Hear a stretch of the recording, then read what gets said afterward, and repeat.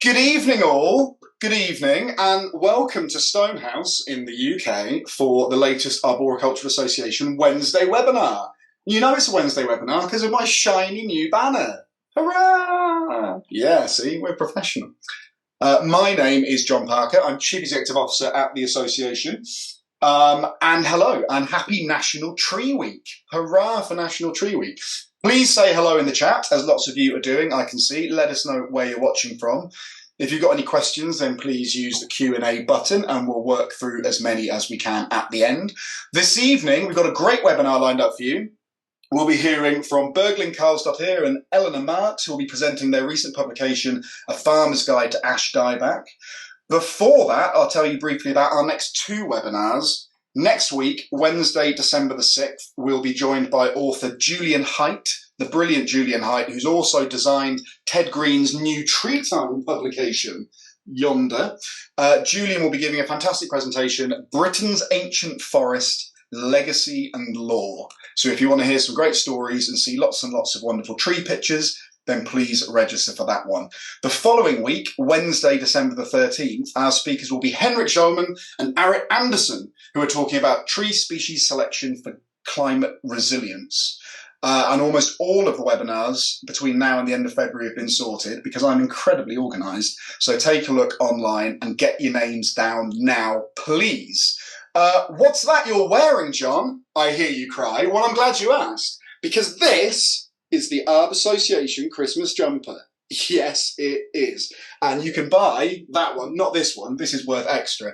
I think there's websites for people who sell stuff they've worn, but we're not doing that. But you could wear one just like this, and there'll be a link in the chat to show you how to do that. So get hold of your Christmas jumper, and because it's great, obviously. So on to business. It's now my very great pleasure to welcome the first of our speakers tonight, Berglind. Over to you. Great. Thanks very much, John, and thanks for the introduction. Nice to see so many people joining us today. Great. Okay. So without further ado, I'm just going to dip right in. Although I do have a small disclaimer. I am 38 weeks pregnant right now, so I just thought I'd warn you that I do have a little bit of heartburn sometimes, or I shortness of breath. So I might be taking some breaks as I speak, but other than that, we should be all good. So as you might have caught on already, we're going to be talking about the Farmer's Guide to Ash Dieback in a bit. But first, I thought I'd give you a little bit of a background about how the guide came to be. So what we really want to talk to you about, actually, is the sort of disconnect between forestry, tree health, and farming. And I did notice that we've got quite an international audience today, so that's really lovely. It's quite a UK-focused presentation, but I hope that there's stuff in there for everyone. But anyway, yes, farmers and trees. So we know that farmers manage roughly around 70% of the country's land, and they're therefore obviously a really important stakeholder of a large proportion of the country's trees outside of woodlands, with their trees growing in fields, hedgerows, paths, and roadsides. And forestry and arboricultural professionals acknowledge that farmers are important players on the scene, but we often struggle to meaningfully engage with farmers. So today is really about digging a bit deeper into why that is, and then having a look at potential solutions to this. So yes, we are going to then talk about the Farmer's Guide to Ash Dieback as a case study to talk you through some of our sort of suggestions, or some of the things that we've done. But why is this important? So tree health on farms is important because we need farmers to look after the trees they already have, as well as planting new trees. Obviously, retaining trees in the landscape is an important thing. So we need them to be aware of the fact that trees on their farms are, in most cases, their responsibility, and that actually they're liable in the unlikely event that an accident were to happen. So a little bit more awareness about this will help protect farmers, contractors, the public, and farm businesses, and anyone else working around farm trees. Tree health conversations are also interlinked with wider conversations about trees on farm, and we need these conversations to be positive so that we can encourage farmers to maintain the trees they have across their farming landscapes. So while we keep hearing that many farmers aren't engaged with trees on their farms, we know that perceptions towards trees are changing, and there is an increase on the focus to plant, increasing focus on the need to plant more trees and the provision of public benefits. So farmers understand increasingly that there's lots of benefits to planting trees. And obviously this opens up a lot of opportunities for dialogue with farmers. But unfortunately, this focus on tree planting and woodland creation doesn't necessarily translate into a focus on tree health, and tree health often sort of gets left out of these conversations. So that's what we're trying to do. We're trying to bring it into the picture. So why is it that we're struggling to meaningfully engage with farmers? And first, I just wanted to caveat this and say that obviously farmers are a really diverse and heterogeneous group, and that there's going to be some generalizations throughout this presentation that definitely don't hold true for all farmers. In general, we found that this knowledge gap is widest for farmers who do not own woodland and as part of their farm, therefore don't generally engage with forestry professionals.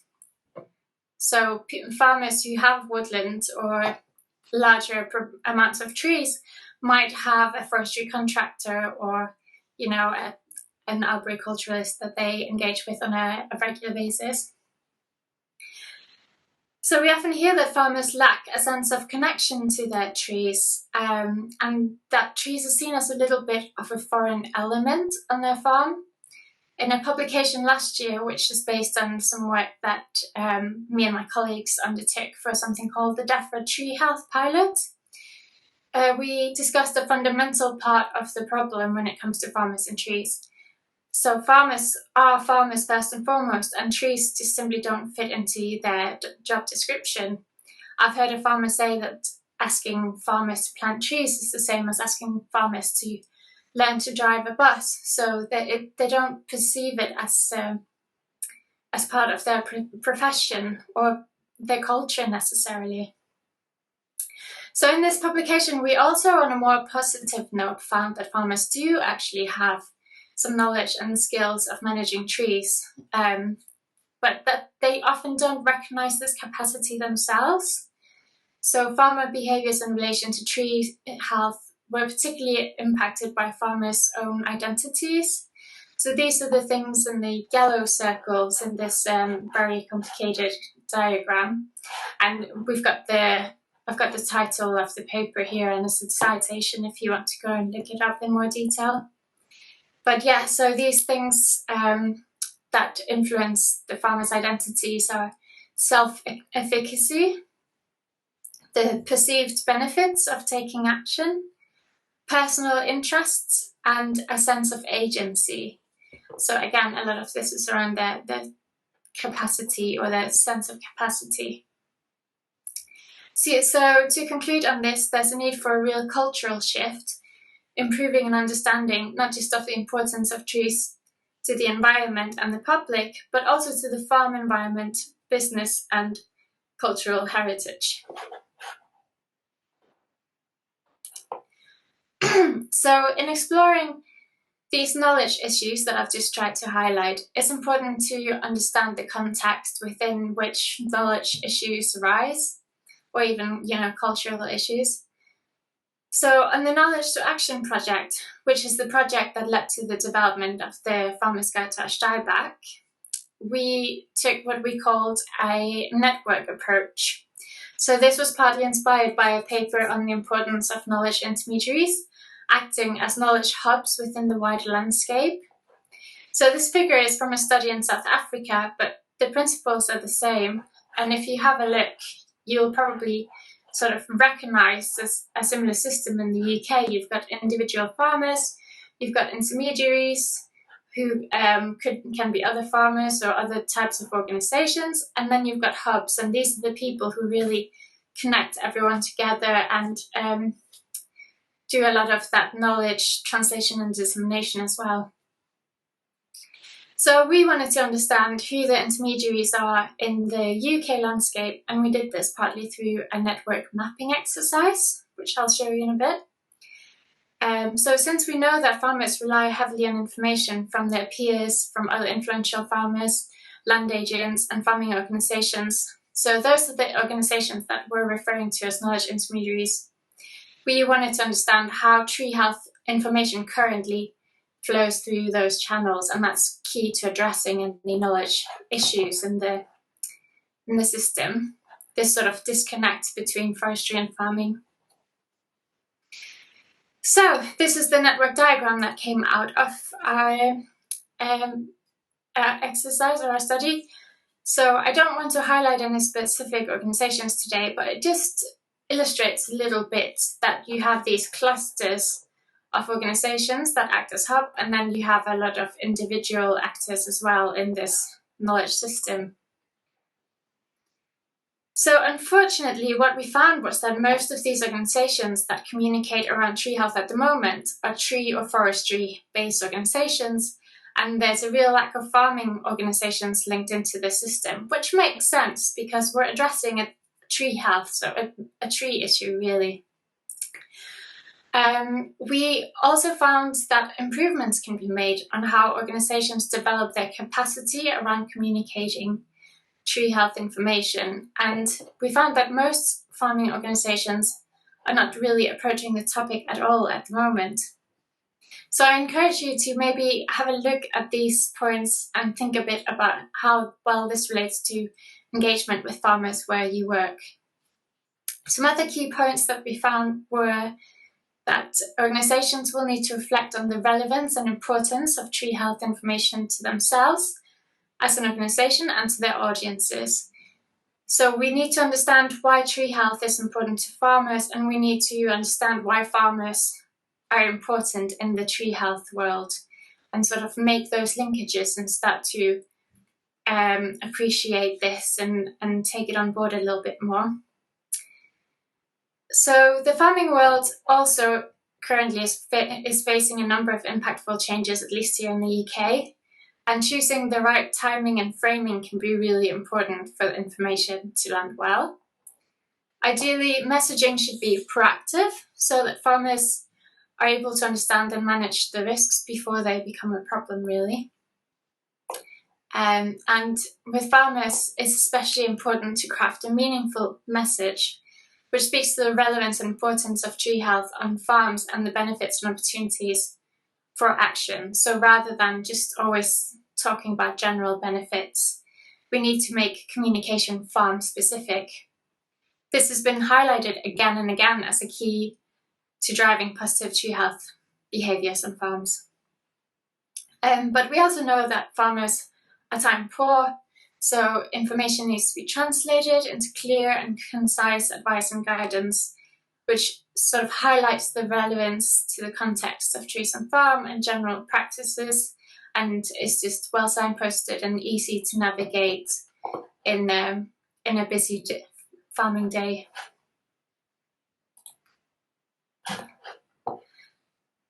So that's about the knowledge sharing from the organisational side. When we then look into where farmers turn to for information about tree health, we can see this disconnect is quite clear and problematic. So on another project called, or I've mentioned this previously, the Tree Health Pilot, we found that the main sources of information for farmers around tree health tend to be a little bit different to other sort of tree or land managers. And they include the Woodland Trust and a lot of farmer organisations, with some information coming from the Forestry Commission and DEFRA, and, in some cases, Natural England if farmers are already in existing tree planting schemes. And the Knowledge to Action project had similar results, showing that farmers get the information from farmer organisations first and foremost, such as the CLA, LEAF, Farmers Weekly and the NFU, all of those organisations. And this was then followed by government bodies such as the Forestry Commission and DEFRA through gov.uk. In particular, as I mentioned previously, farmers who do not own medium or large woodlands on their farms don't tend to engage with tree health professionals, and they would expect to get the information about managing the trees from known and trusted sources, such as the NFU or Farmers Weekly, and they're often less familiar with the Forestry Commission and ourselves at Forest Research and wouldn't necessarily seek us out. So this is why we need a lot of information about tree health to come through farming organisations rather than just forestry organisations, so that we can reach a wider group of farmers. So, based on the research we've just looked at, we decided to co-design and test what we called a knowledge intervention, focusing on finding a solution rather than reiterating what the problems are. So we took a knowledge network approach, as I said previously, and our theory was that instead of speaking to the country's farmers directly, we need to tackle the knowledge network first. If we can improve the key messages and information flows from trusted sources, we can then start to make changes to awareness and knowledge of farmers on the ground. So the project partners included LEAF, who were brought on as we recognised the need for a farmer organisation who are trusted and can speak to the needs and opinions of farmers much better than we can as Forest Research. And LEAF recommended that we focus on ash dieback, as ash trees are commonly found on farmland outside of woodland, and because of the added health and safety concerns of fragile infected ash trees. So this is a big issue for many farmers, and LEAF suggested that this was a good way of sort of pushing the door open and starting those conversations about tree health on farms. So that's how we ended up with ash dieback. So this knowledge intervention that we were planning to develop was developed through a co-design process, which means that we designed it in collaboration with other important stakeholders.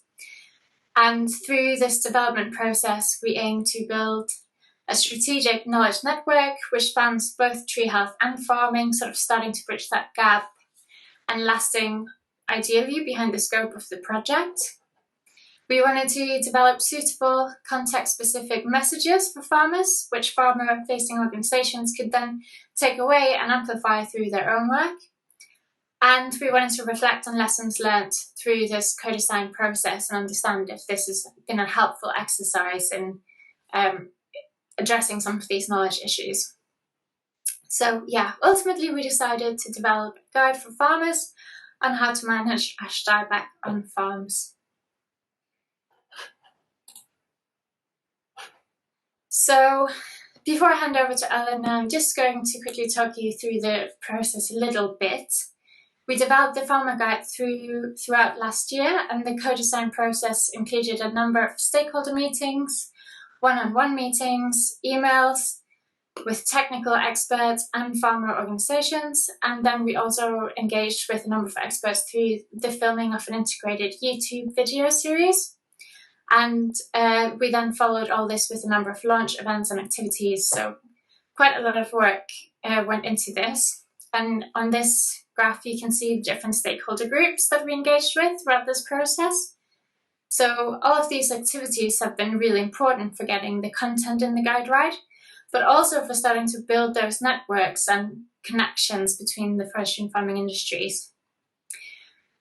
So yeah, that's me, and I'm going to now hand over to Eleanor. There we go. Who's going to talk you through the guide in a bit more detail. Great, thank you, Berglind. I'm just going to share my screen now. Hopefully that will come through okay. So, yeah, there's going to be a few little animations, Berglind, so there might be a bit of clicking. But yeah, thanks so much for having me on. My name is Eleanor, and I'm a technical officer at LEAF, Linking Environment and Farming. And if you click again, please, Berglind. For those who haven't heard of us, LEAF is a charity which for the past 30 years has been working with farmers, businesses, other organisations and institutes to pioneer sustainable farming through our integrated farm management principles. We're now delivering, promoting climate positive and resilient farming, especially, as it says there, exemplar sustainable farming at an increasingly global scale. LEAF explore new ways to deliver productivity and resilience amongst farmers, so to enrich the environment, as well as engage young people and wider society. So we work on projects such as this, which are really great and collaborative. We've also got our LEAF Mark certification scheme and the education team, which brings sustainable farming schools and communities together. Some of you may have heard of Open Farm Sunday, which is a big part of that work. And we're working with a network of farmers and innovation centres across the UK. So essentially, as Berglind mentioned, LEAF were brought in to provide that connection to the farming sector. So next slide, please, Berglind. So as Berglind already has gone over, the Knowledge Traction project can be divided into what is a rather seasonal time frame. So starting off in 2021, Forest Research came to LEAF to be part of that conversation, to start discussing about this gap in the knowledge in farmer groups about tree health and find actions that can help improve this knowledge to action gap. So Berglind, as I talk, there might be a few just little symbols coming up as I go. So if you wouldn't mind clicking again, that would be great. Thank you. So the first stage in 2021, we hosted interviews and workshops to identify this knowledge gap. And here we realised that it was Ash Dieback that would be the hook to the conversation, as it was recognisable and extremely timely tree health issue. We also realised that a tailored resource that would be really important output to address the range of questions posed by farmers during these events, especially around liability and roadside trees and things like that.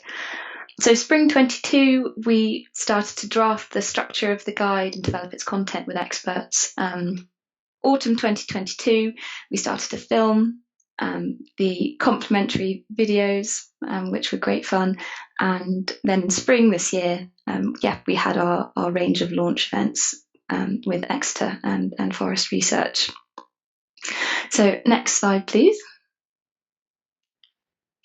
So this is the product. It is, Berglind, if you click again, it's a collection of three main areas, being policy recommendations, technical tree health, science and advice, and the farming perspective.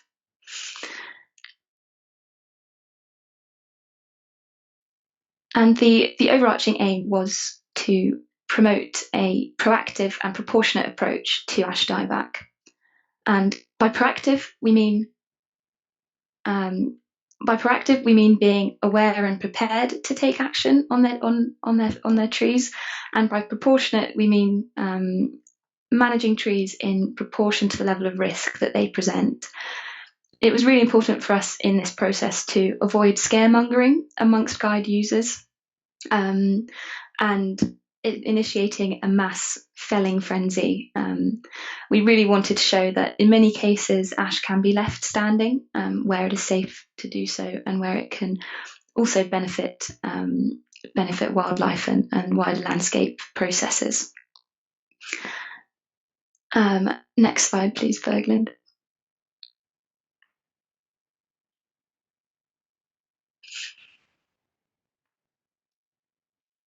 So if you click again, here are the main forestry and farming.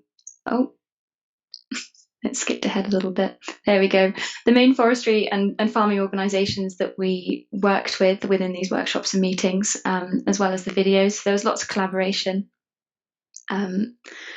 across the two sectors. However, all of this technical information did come with a few challenges, and we realised that us at LEAF had a really important job of farmerising all of this technical knowledge into the guide. So in the next slide, there's just an example of this, which I'll briefly go into. So here's a decision tree that we drafted around legal permissions. There was quite a lot to think about, as you can see, and it was challenging to sort of divide those common actions to do with particular permissions, the decisions around them. So we really had to boil it down to key areas that we knew farmers should really be aware of, and areas that we're going to start that conversation and awareness of what could be associated with particular diseased trees. So starting off with the protected wildlife associated with that tree, its very own protection order of that specific tree, and also the area in which that tree is located.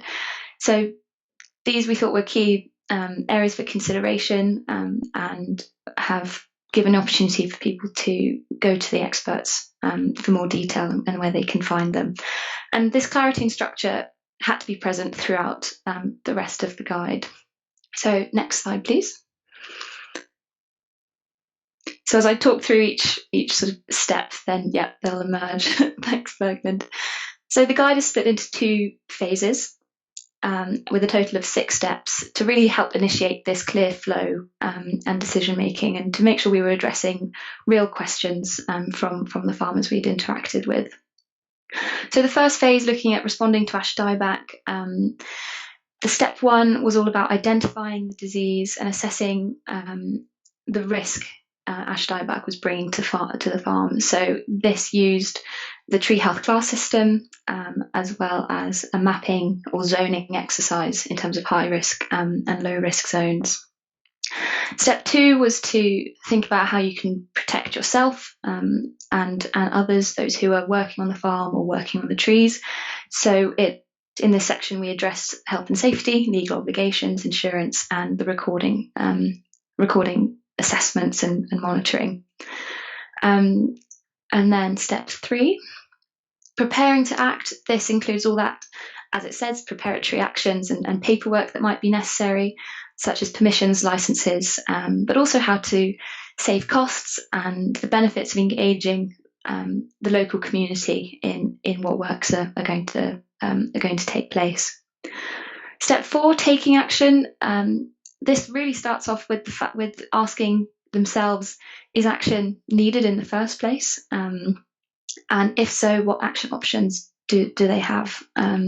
From modifying access around that particular tree and modifying the target, to actually modifying the tree and felling it as a last resort, really, if the risk is too high. So for the second phase, recovering from ash dieback, we wanted to really push the importance of protecting trees on farm that they already have. So biosecurity measures, but also improving tree health and resilience in general. So making sure they had healthy trees that would therefore be have a stronger resilience against tree health issues, whether that's fungal infections or other pressures. And step 6 is all about restoring trees on farm. So what species that they can replace ash with, and the options that they might have, support available, and also really reiterating why more trees on farm, including ash and retaining ash, is really important to the wider farming system.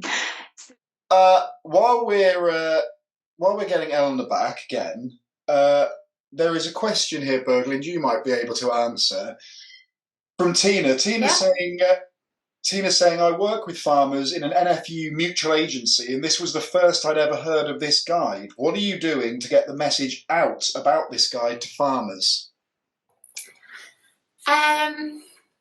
Yeah, I mean, it's obviously going to be really difficult to reach everyone. We have worked with people at the NFU, and they've had input into the guide and shared it through their own channels. I know that it was a very popular article in their newsletter when the guide just came out. So one of the things I'm going to say later is that it's not just about sharing the guide initially, which is what we've done. We've shared it through the people who were part of this co-design process, like yourselves and anyone on the farmer side of things as well. But it's an ongoing process So for us, as forest research, we're not even familiar with the whole farming landscape. We don't necessarily know who are the right people to reach out to. So it's actually been quite a steep learning curve to identify who the right people are, getting them to understand why our work is important, and getting them to help us out in spreading the message. So I think it has been quite popular. We know that people are engaging with it. We don't necessarily know who is engaging with it. So hopefully we're reaching the right people. But it's going to be a slow burner, I think. It's going to be a sort of case of keeping to raise awareness about it and pushing it and getting the word out, so that over time people will hopefully also share them amongst themselves. And yeah. Absolutely. No, that's great. Thank you. Thanks, And John. of course, if anyone out there watching has got any bright ideas about organisations to reach out to or different methods of doing it, then please let us know either through the chat or drop us an email. Absolutely. Okay, so we've got Eleanor. Hi, Eleanor. Hi. Come. Okay, thank you. Right. Okay. Where were we? Anyway, I just wanted to go quickly into the main tools, which I think some people may have seen if they've already explored what the guide contains. We've got illustrations of a class system for quick and easy decision making, about the stage in which the tree health has declined. This was developed by the Tree Council. We've also got links to where trees are, so how to identify high and low risks depending on people and property. So Berglind, there's another button there that should reveal that, hopefully. We've got each section is divided into the key questions which have been posed by farmers. So just for that relatability and joining up their queries with clear answers that were cross-checked. And this really is so that it can be seen as a central point to direct people to, not just for farmers, but also advisory groups and consultants. And so there are the questions, and then our action checklist, which is for different tree health scenarios, such as high risk zones and roadside trees as examples. So this is our technical information condensed even further into actionable tasks and a process to generally follow, and at what points to seek that additional advice and help. We see this not just for ash dieback, but other tree health issues as well, from identifying, getting support and acting appropriately, and continued monitoring. So yeah, here's just a little bit about the videos. We've got 7 videos filmed in Warwickshire and Cambridge on our leaf demonstration farms. A lot of what was said on these days of filming has informed the guide, which was being written at the same time. So everything was coherent and cross-checked throughout both media outlets. We had farmers and advisors on site. A particularly entertaining aspect was we were asking Cambridge University Farms dairy manager to just to demonstrate how easy it is to check on hedgerow ash trees during daily activities. And we said, right, if you wouldn't mind just driving across this margin and just slow down and pop your head out the window and have a look at these ash trees, if that's okay. And he went, oh, so those are ash trees, are they? And we just thought, Eleanor, I'm not sure if you can hear me, but we can't hear you at the moment. But that's great, because that means I get to talk more, and obviously that's my favourite bit. So this is a fine situation and not a problem. So a few people have asked where you can download the guide. I put a link into the guide, so hopefully you can now download that. So you can download it and read it, and then you can inform yourself for future questions. That would be a good thing to do. And also, a few people have asked if they can have the slides afterwards. Berglind, is that going to be okay? Could you, I don't know if they can contact you directly. I think your email address was on your slide, wasn't it? So we've actually got 2 different slide packs, but I'm happy to share both of them. And I have got contact addresses at the end slide. Brilliant, thank you. And if in doubt, people feel free to email us. You can just drop me an email, john@trees.org.uk, and I will get them over to you. Eleanor, I can see you've reappeared. Are you there? John, if needs be, I can try and sort of talk through Eleanor's slides, and hopefully she'll be around for the Q&A. Yeah, we can do that. I think that's a great idea. Berglind, I think you should go for it, and let's see what happens as and when Eleanor pops back in.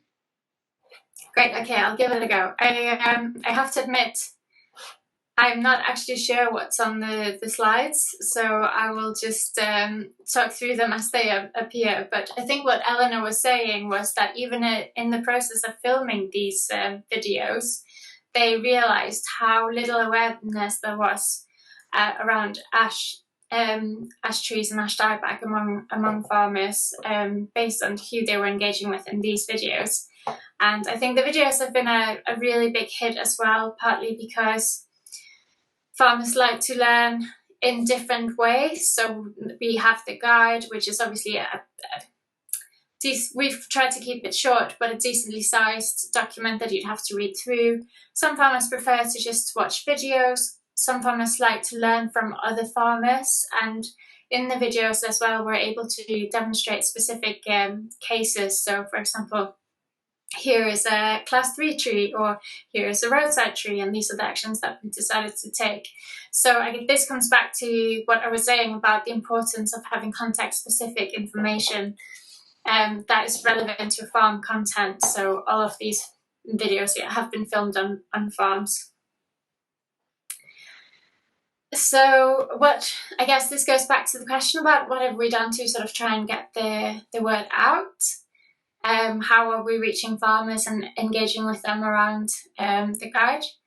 So it's a PDF version, or it's not a PDF version, but we've got the online version, and we also have printed versions, which you can get from Eleanor, actually, if you email her after this, if you're interested, which means that you can take hard copies out and use them in the field. It's always available on your phone. We have also put a lot of effort into promoting the guide at events and webinars like today. This is part of the reason why we're here. We've been at Groundswell. We've been at the ICF conference where farmers was the topic, which obviously suited us really well. And we've been to the agroforestry show. The guide can also be used at farming cluster groups and shared through there, because that's a really good way of engaging with directly with farmers. And then there's the farming and forestry advisory groups. So these are some of the routes that we've identified for sharing the guide. And as I said, we were at the agroforestry show, so here's just a photo from that workshop session where we got participants to work through specific tools within the guide. So the mapping tools and the, for example, which is that, Eleanor hasn't actually talked through that, but there's the class system. So identifying the stage of the dieback, we work through that, and then the information on how to map the trees across your farm and finding out whether they're in a high-risk zone or not, and how that then affects whether you need to take action on those trees or not. So key learnings. It's going to be tricky for me to speak through this because it's been a very personal journey for Eleanor to sort of lead on this from Leaf's side, but I'll give it a go. Engaging farmers. Yeah, hi Eleanor. Do you want to take over?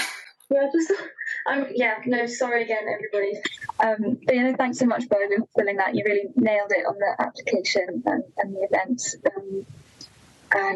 So I suppose these Leaf learnings, they have been very, very personal, mainly because it was a project that was started, was led initially by Caroline, who is Leaf's late and great CEO, who sadly passed away when early last year. So we've really had to crack on without her, and from there we've brought trees a lot deeper into Leaf as an organisation. And I guess, those key learnings are similar to what Berglind mentioned in terms of engaging farmers, and this is challenging. It's important to go to where they are and engage intermediaries in this space as well. I'm a real believer in the fact that farmers aren't hard to reach. It does take two to tango between these sectors in terms of how relatable the information is from experts, as well as reaching where those farmers are already. There should be another few pop up.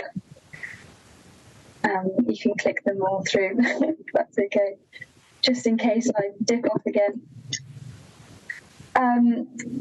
It's been back again. It's just really important to be realistic and transparent about things like costs and processes with farmers. It is an industry where, like many, are very tight margins, and so any risks are typically avoided. Also, using those trusted sources of information, respected experts, really goes a long way. We've had to keep our audience in mind throughout, so without getting bogged down in that technical information has been really important, and to take a step back and really remind ourselves who this is all for. And I suppose our reasons for uptake or success has been the comms and media coverage, our tailored language and prioritisation of information, the case studies, so as I said, being shown a story rather than sold a story, our concise layout, and it's filled it doesn't say there, but it's filled a knowledge gap, which we've heard from intermediaries such as FWAG, which is fantastic. So just on the last, I think that should be the last point, the next slide.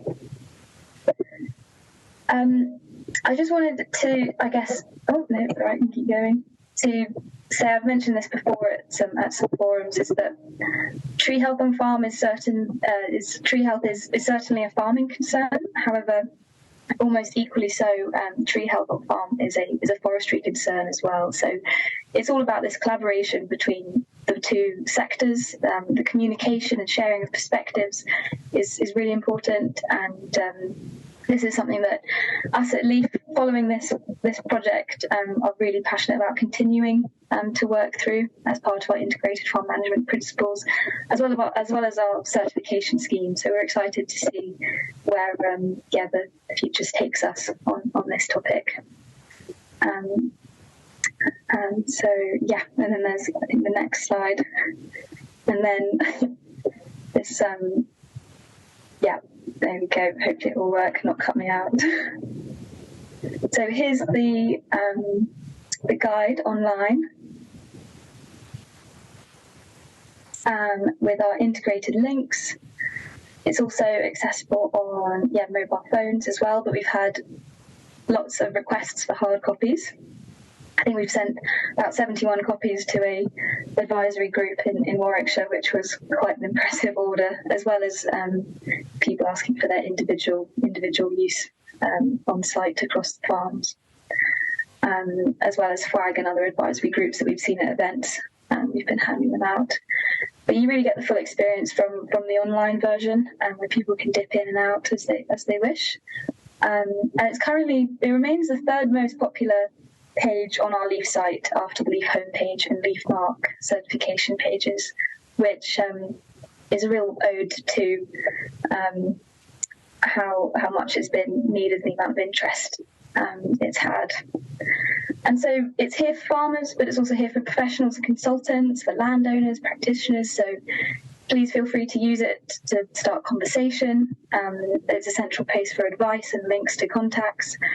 So please check it out and pass it on, refer to it, and let us know if you'd like any hard copies. But it's been a hugely collaborative effort, so thank you to everybody who's inputted it and into it and used it as well. And thank you for your patience with me in this webinar. I realise it's going to be Berglind and I's sort of last collaborative effort for a while. So I'm sorry, Berglind, that it's been a bit of a hectic one, but thank you so much for filling in. And thanks everybody for having me on. I promise not all of the Leaf's outputs are like this. I've just been rather unlucky today. that's all from me. I think the next page has just got some of my contact details, but I'm happy to share them at the end. Thank you very much, Eleanor, and don't worry, it was great, and you did very well. Berglind, did you have some closing bits you were going to say as well? Yeah, I had a few slides that I was going to work through. I think I might just whisk through them in the interest of time. If that's okay. I hate to say this, but your Wi-Fi is now starting to crackle at me as well. I'm just throwing that out there. No. Only a little bit. Can't be. Okay.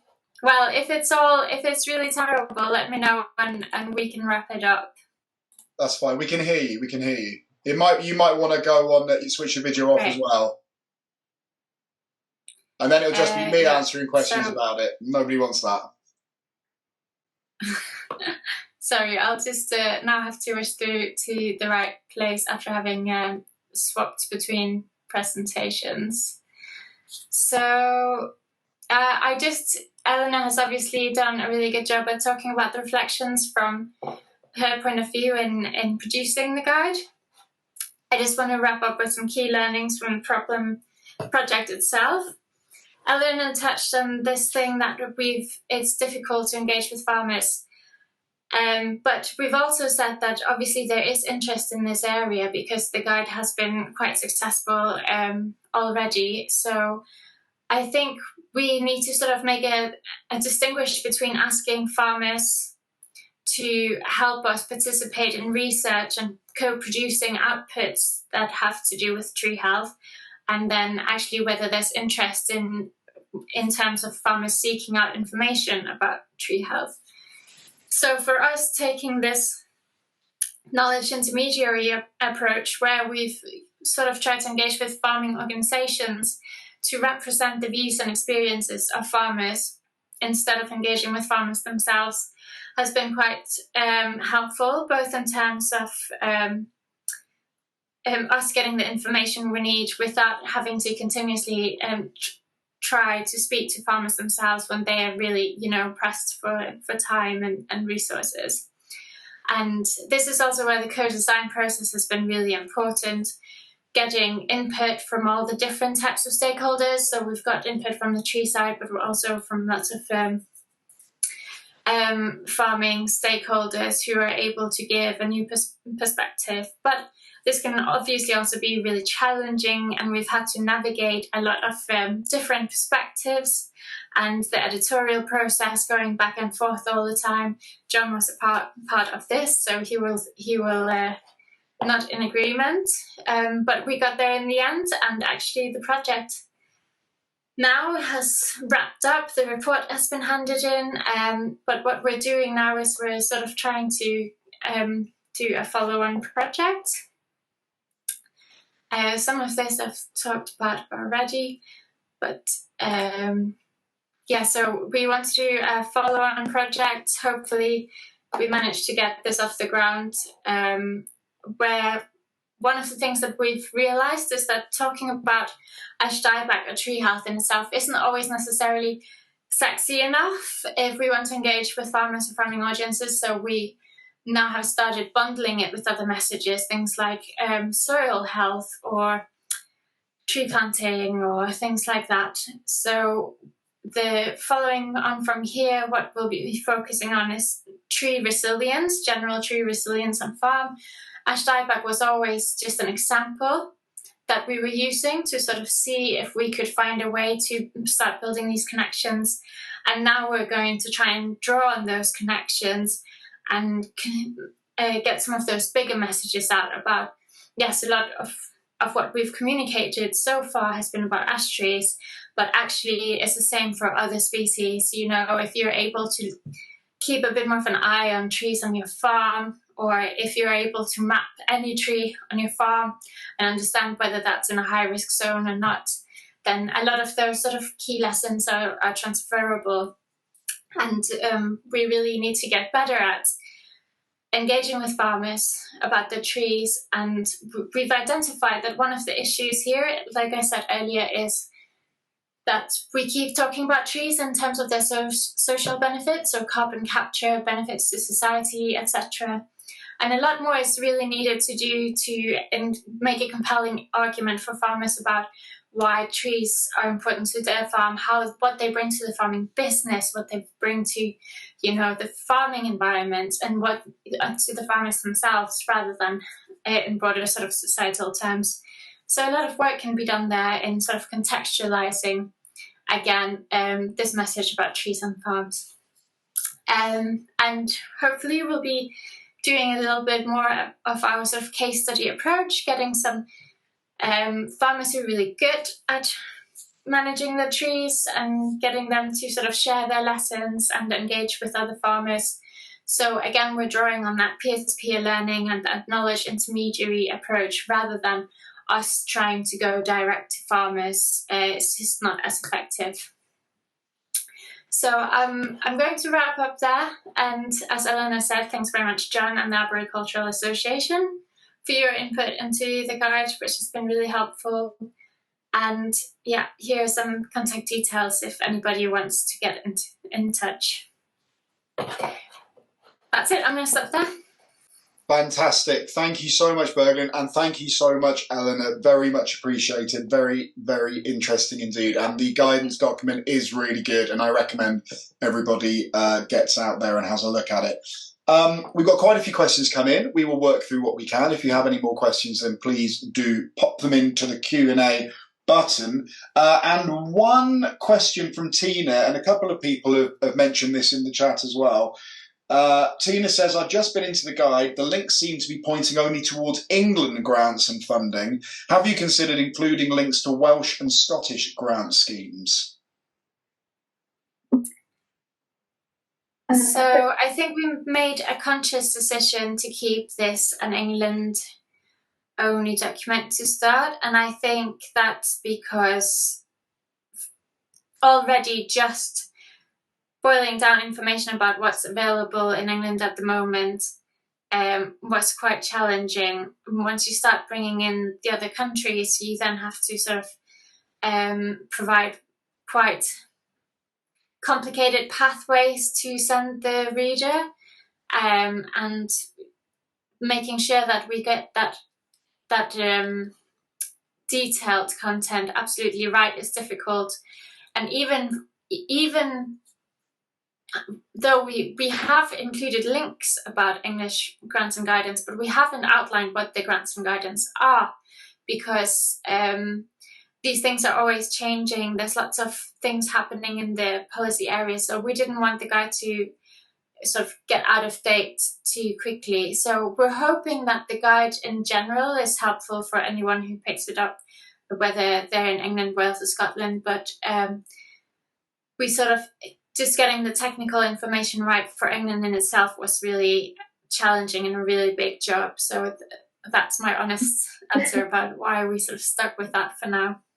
I also just wanted to add on to that, from what Berglind said, is things are going to be changing across the UK so much, and yeah, we are in that position where we want it to be a tool that is relevant in the long term, and so people to have those practice sort of more technical tools and actions that they can take took priority, and then for that to then lead into people exploring their local opportunities and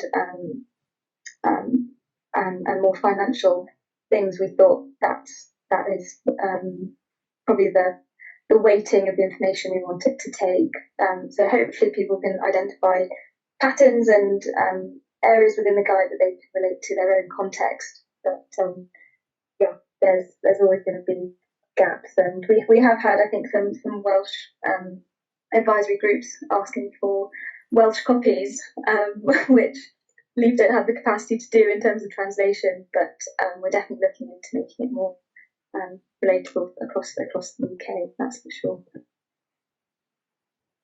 Thanks, Eleanor. And that was what the other part of the question actually was, have you considered doing this guide bilingually? But that's something you would consider, but just haven't got the funding for at the moment?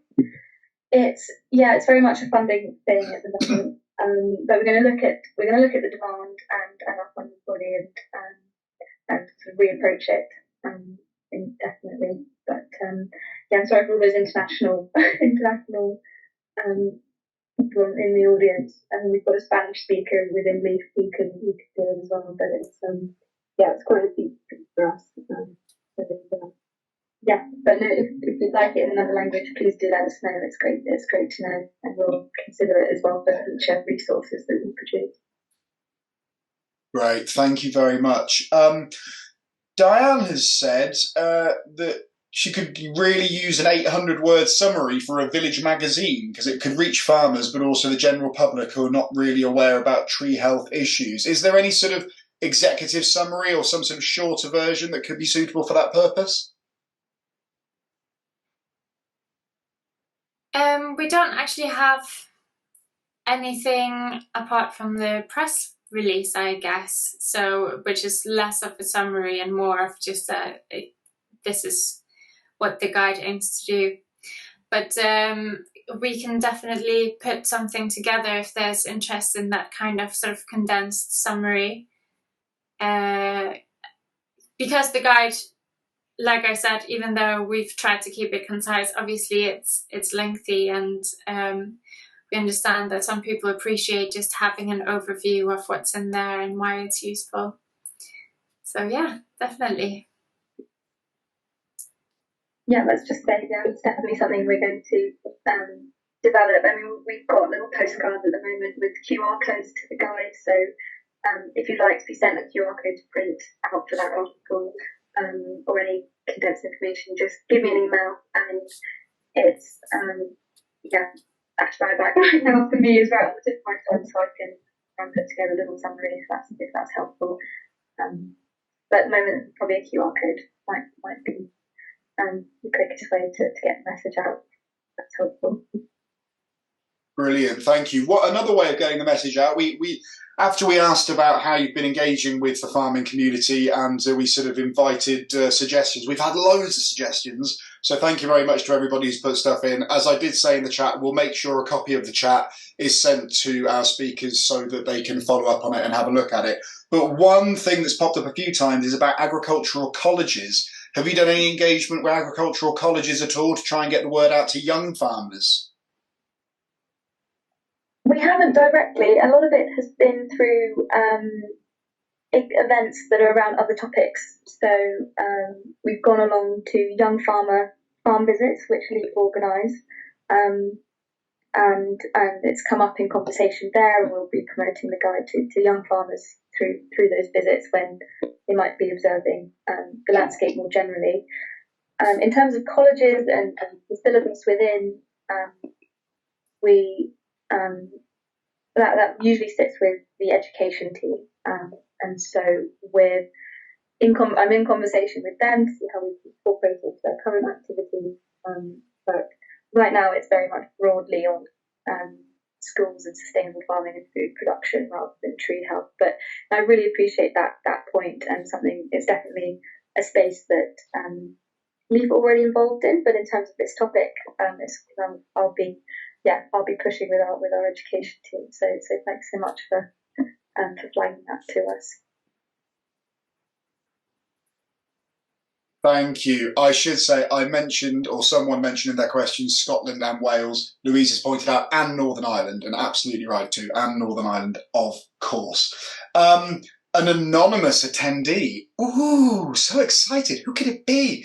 I think you just maybe get to not put your name in. But someone has asked, how are you recording success? It's a really difficult question, isn't it? You said it's difficult to judge the impact, but is there any plans to try and judge the impact that this document's done, whether it's in terms of how far it's reached or what impact it's had on those people who are looking at it? So obviously we always want to evaluate our work and understand the impact really well, but we are, again, restricted by the scope of funding and things like that. So I just wanted to go back to also I'm really grateful that so many people are making suggestions on how better to share this guide. And I'd say that maybe what we've done up until now is engaging with those sort of easier to reach contacts in the farming industry and asking them to get the word out for us. And one of the things that we recognise that we need to do on a follow-on project is to try and engage with other different types of stakeholders. So, for example, like agricultural advisors, insurance companies. These are the kind of people that we're aware there's a gap, but it hasn't sort of, like I said, it really takes time to build these networks and engage with the right people. So it's an ongoing process. In terms of measuring the impact and success, which is related to that point, is the Knowledge to Action project, which this came out of, has come to an end. And we did have a 6-month window for an evaluation. And what we did was we conducted a small number of interviews with people who had participated in the co-design process, other knowledge intermediaries who had come across the guide but hadn't participated in the production. And we've it's hard to put numbers on the impact because, like I said, we're still in the process of disseminating this and trying to get the word out. So at this point, it's probably too early to really say what kind of impact it has. And then the other issue, of course, we had was we found it really difficult to engage farmers in that research and getting them to give us feedback. We had a survey, but we actually weren't able, and we made it as short as we possibly could, but we weren't able to use that really in the end because we didn't get enough responses and engagement, and that's in spite of going out to events and sharing QR codes to the survey, etc. But what we do have from that evaluation is really good information from that set of interviews that people are using it, they are taking it out on farms with them, that instead of sort of putting numbers on the impact, we can say that it really helps people to think through the sort of messaging that they use with farmers, and they go, oh yeah, this is actually very clearly laid out. Here's an aspect that I hadn't really thought that I needed to communicate with farmers, or maybe this is help them think through where to start that conversation and what to focus on first. So in terms of sort of at least knowledge intermediaries thinking about the topic, we can start to demonstrate that there's been some shifts made there, and hopefully these will keep taking place. Yeah. I'd just like to add, sorry, Berglind and me chiming in as well. In terms of a bit of measurement, Leaf's system, we're able to assess the amount of clicks and general read time and engagement on the site, which has been quite informative since the launch.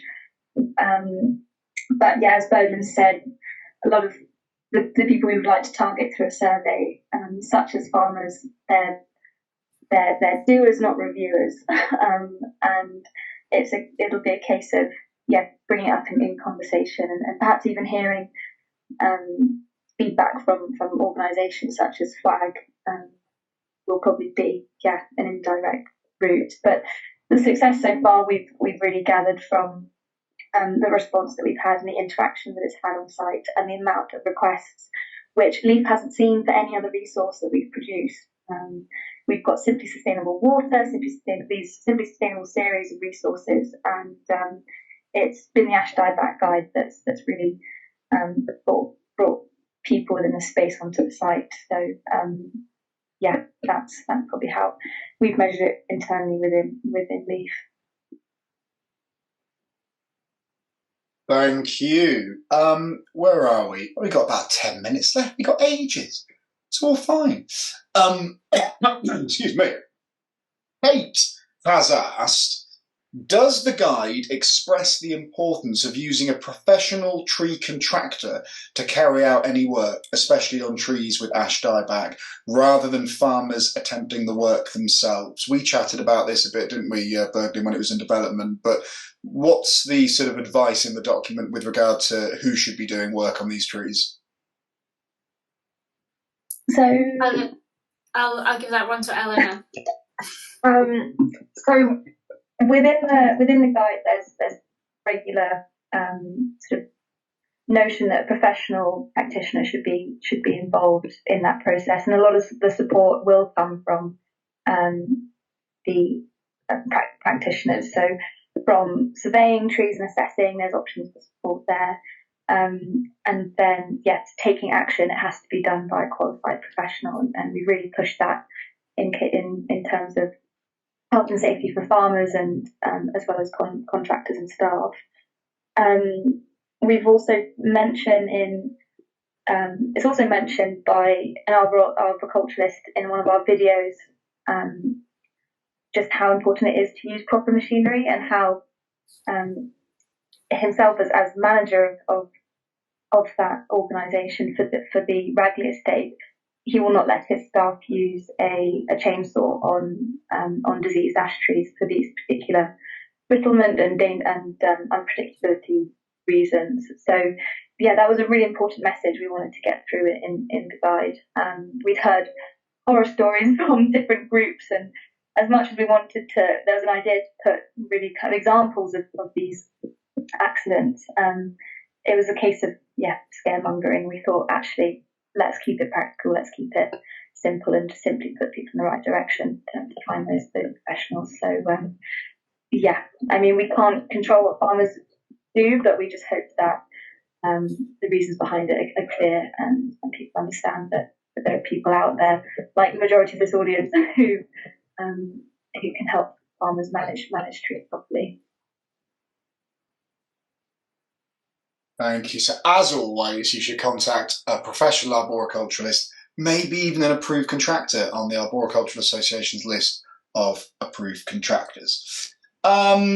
Someone's asked, have I lost it again? This is possibly a question that I'll try and answer. You're welcome to jump in if you like. But Marjorie's asked, do you have somewhere to report if you have ash dieback in your trees so that a national map can be made? I think, Marjorie, the idea is that it's pretty much everywhere now. So we're sort of past the stage of plotting where it is. It's kind of endemic. It's here. It's not like one of those diseases we're trying to stop or restrict as such. It's just in now. Berglind, Eleanor, I don't know if you've got any thoughts on that, or something that raised during the writing of the document. Yeah, that's right. There is a map of where ash dieback has been reported in the country, or across the countries, and it's at a point now where partly what the map reflects is surveillance effort. It's everywhere, and I anecdotally heard a story of one person who made it their mission to find an infected ash tree in the map is sort of split into squares. And they wanted to find an infected ash tree in every single square across Wales. So if you look at that map, Wales is really well represented, and that's just because someone has been looking for it proactively in that area. So reporting is not really needed at this point. It's going, and it actually the same goes for preemptive felling. So there was a point where felling infected ash trees was recommended to, or felling healthy ash trees in a certain sort of containment zone was seen as potentially a good idea to prevent the spread from infected areas to non-infected areas. And that is definitely not advocated anymore, because we need to keep as many of these ash trees as we can so that we can identify the ones that are resilient or tolerant and can provide the sort of seeds for the future. So I think sometimes we as foresters think this is really obvious, and we forget to communicate this to people who might have those questions about, okay, but what does that mean in terms of sort of trying to protect healthy ash trees? Yeah, absolutely. And that's one of the points that the Arb Association and many of our colleagues have been saying for a long time now, avoiding this scaremongering where people start preemptively felling ash trees that don't have ash dieback. There's been all sorts of different figures bandied around. I keep hearing this 95% still. 95% of ash trees are going to die. That feels high. I don't know where that's come from. But even if it were true, that means that 5% of the ash trees aren't going to die. And it's from there that our future stock will come. So we can't go around preemptively felling trees. And that's one of the main messages we've put out. Berglind, again, we talked about this when you were producing the document, that there was sort of a fear of I don't know, if you've got a dozen ash trees next to a road in farmland, one of them gets ash dieback, the idea that the farmer might go out, just cut down the one, monitor the rest, if they've got to pay for road closures and stuff, it always felt a bit of a risk that someone might just go out and say, do you know what, I'm going to clear the lot preemptively. Have you encountered that happening, or was that a bit were we too worried? We definitely haven't encountered that happening as a result of this guidance. Do we know that it happens? Yeah, it does, because farmers and other land managers are operating within budgets, and they go out and they see infected ash trees, and they see the cost of these road closures and getting the contractors in, and they make decisions based on that. That's not something that we've advocated for in the guide. And it doesn't follow the national policy, which is to leave trees as long as you can, or as long as it's safe to do so that we can identify those resilient but tolerant trees. Thank you. Eleanor, if you, I'm not sure what your connection is. If you want to jump in at any point, please do. But otherwise, don't panic. No, it's all right. I'm still here somehow. It is a miracle. So I'm sorry that I didn't. Yeah, but it's working now. Nothing necessarily to add from that with Berglind, but yeah, it was a tricky thing to try and balance. I think something that we wanted to initiate was that proportionate approach, and knowing that people can take action at that. I think it was 50% that we mentioned were just important aspects. But yeah, it was a challenge to not initiate a felling frenzy. But we understand that for a lot of farmers, in terms of costs and things like that, it does make financial sense to do it in one go. We just didn't want to encourage it as a point blank method. And that if this should happen, we thought it was equally as important to mention just how great it is to have trees in the system. So hopefully there's another side to the coin, which is that farmers are going to be encouraged to plant other species across the farm in other places. So yeah, but no, I think, John, I remember from our conversations, and as well as with other groups, it was a really hard balance to strike. And yeah, I think at the end of the day, farmers are going to act on the context and understanding that they have, and if we can push them in the right direction through the guide, then that was as well as we could do, really. No, absolutely, thank you. And you mentioned other species there. That's a nice segue. I was going to ask a question from Emma. Does the guide suggest tree species to plant in place of ash? Have you gone into that kind of detail, or is that not for this document? Do you want to take that? From what I know, we had started off with a list of listen to the guide, but I think what we ended up going for is asking farmers to simply explore their local context and seek advice on what their soil type and microclimate was best suited for. So rather than link it up directly with an ash tree replacement, explore what a resilient tree in that landscape that they have in their context would do. And I think what we've done is instead point them in a particular direction for more advice and support rather than prescribe specific species. Yeah, that really was such a range. And then we've got one farmer who in the videos showed a replantation area and which saw big swathes of ash trees in those areas dying, and I think learning from that he explained was that diversity full stop is really key to a resilient system. So yeah, that's what we've pushed. Thank you very much. Right, we only got a couple of minutes left. I'll ask one question that I wanted to say from Simon, and I'm wondering if this might almost be a bit of a positive spin, possibly. Simon's asking, in the future, will your communications with the farming community on tree resilience refer to soil health and the potential impacts of pesticides or ploughing close to trees, etc.?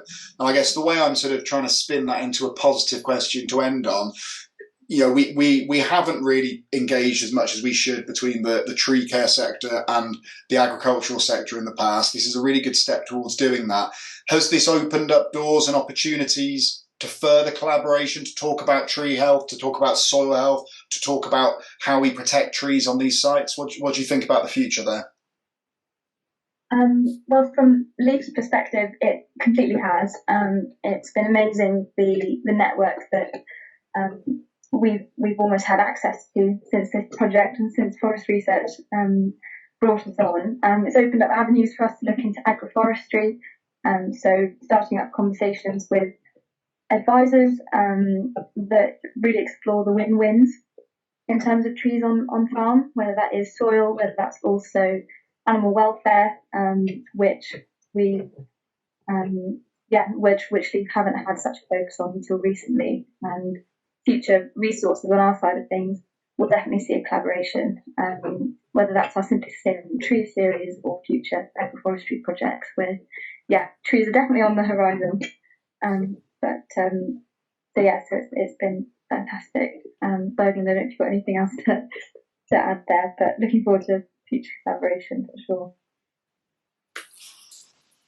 Thanks, Eleanor. I think you've sort of explained very well that it's opened lots of doors and new sort of ways of thinking, and a lot of that will fall outside the scope of this project or even the next project, but it's definitely opening those conversations, starting those conversations and building those networks.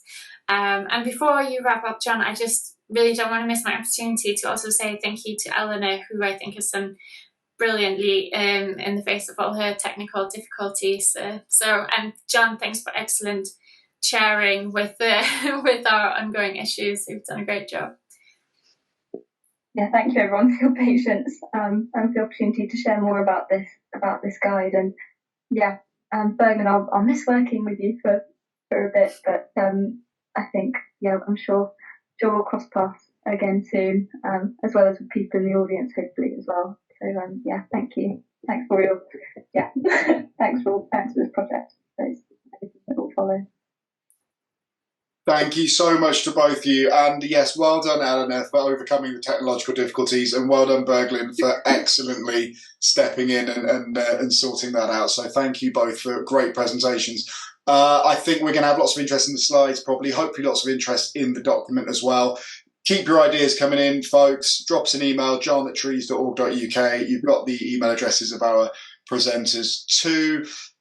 So thank you to our presenters. Thank you to all of you out there in audience land. I hope we're going to see you next week. I expect you all to be wearing your Christmas jumpers and clutching a copy of Tree Time by Ted Green. But other clothing is acceptable, obviously. Just try and wear something, please. So thank you to our speakers. Thank you to everyone out there. Thank you to Andrew behind the scenes helping out with stuff. And I very much look forward to seeing you all next week. So thank you all. Good night.